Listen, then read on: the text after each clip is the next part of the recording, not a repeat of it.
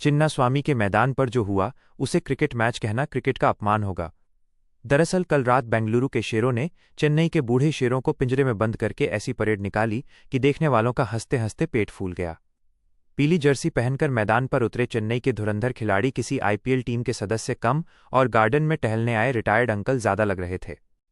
RCB का राजसी प्रहार, गेंदबाजों की ऐसी धुनाई की याद आ गई नानी। शुरुआत हुई बेंगलुरु की बल्लेबाजी से। विराट कोहली और फिलिप सॉल्ट जब क्रीज पर आए तो चेन्नई के गेंदबाजों खलील अहमद और मथीशा पथिराना की हालत ऐसी थी जैसे एग्जाम हॉल में बिना पढ़े बैठा बच्चा। कोहली ने जब अपनी कलाई का जादू दिखाया तो खलील अहमद को समझ नहीं आ रहा था कि गेंद हाथ से फेंकनी है या पैर से। बेंगलुरु के बल्लेबाजों ने चेन्नई के गेंदबाजों को किसी मोहल्ले के स्पिनर की तरह कूटा। असली महफिल तो लूटी देवदत्त पडिक्कल और टिम डेविड ने।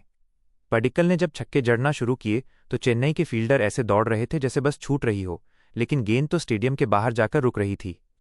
टिम डेविड ने तो अंतिम ओवरों में चेन्नई के गेंदबाजों के करियर पर ही सवालिया निशान लगा दिया। उन्होंने ऐसी धुनाई की कि चेन्नई के कप्तान ऋतुराज गायकवाड़ बाउंड्री पर खड़े होकर बस ये सोच रहे थे, भाई ये मैच खत्म कब होगा, मुझे घर जाना है।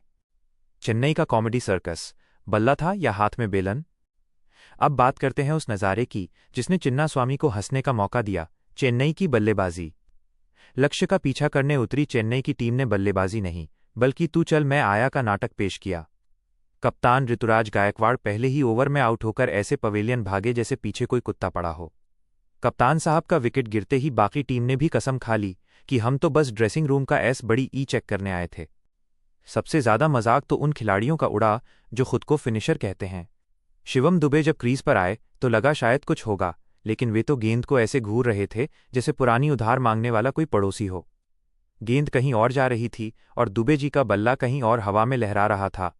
उनकी बल्लेबाजी देखकर लग रहा था कि वे मैच नहीं बल्कि मक्खियां मारने का अभ्यास कर रहे हैं। बेंगलुरु के गेंदबाजों का कहर चेन्नई वालों को याद दिलाई छठी का दूध। बेंगलुरु के गेंदबाजों ने तो चेन्नई के जख्मों पर नमक छिड़कने का काम किया। मयंक डागर और यश दयाल ने ऐसी सधी हुई गेंदबाजी की कि चेन्नई के बल्लेबाज क्रीज पर थर थर कांप रहे थे। सरफराज खान ने बीच में थोड़ा हाथ पैर मारने की कोशिश की, लेकिन बेंगलुरु के गेंदबाजों ने उन्हें भी ऐसा नाच नचाया कि वे अपनी बैटिंग भूलकर बस रन आउट होने का रास्ता ढूंढने लगे। मैच के आखिरी पलों में तो कॉमेडी अपने चरम पर थी। चेन्नई को जीत के लिए मामूली रन चाहिए थे, लेकिन उनके पास विकेट ही नहीं बचे थे। मैदान पर मौजूद दर्शकों ने तो यहां तक चिल्लाना शुरू कर दिया, भाई रहने दो, तुमसे न हो पाएगा। चेन्नई के लीजेंड्स ने 19वें ओवर तक सरेंडर कर दिया और बेंगलुरु ने 43 रनों से ऐसी जीत दर्ज की कि चेन्नई के फैंस ने अपनी पीली जर्सी उतारकर अलमारी में लॉक कर दी। निष्कर्ष, चिन्नास्वामी में चेन्नई की मिट्टी पलीद।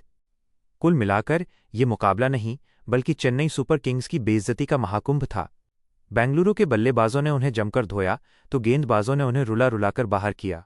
सोशल मीडिया पर अब मीम्स की बाढ़ आ गई है, जहां चेन्नई के खिलाड़ियों को क्रिकेट किट की जगह योगा मैट थमाया जा रहा है। बेंगलुरु के लिए ये दिवाली थी और चेन्नई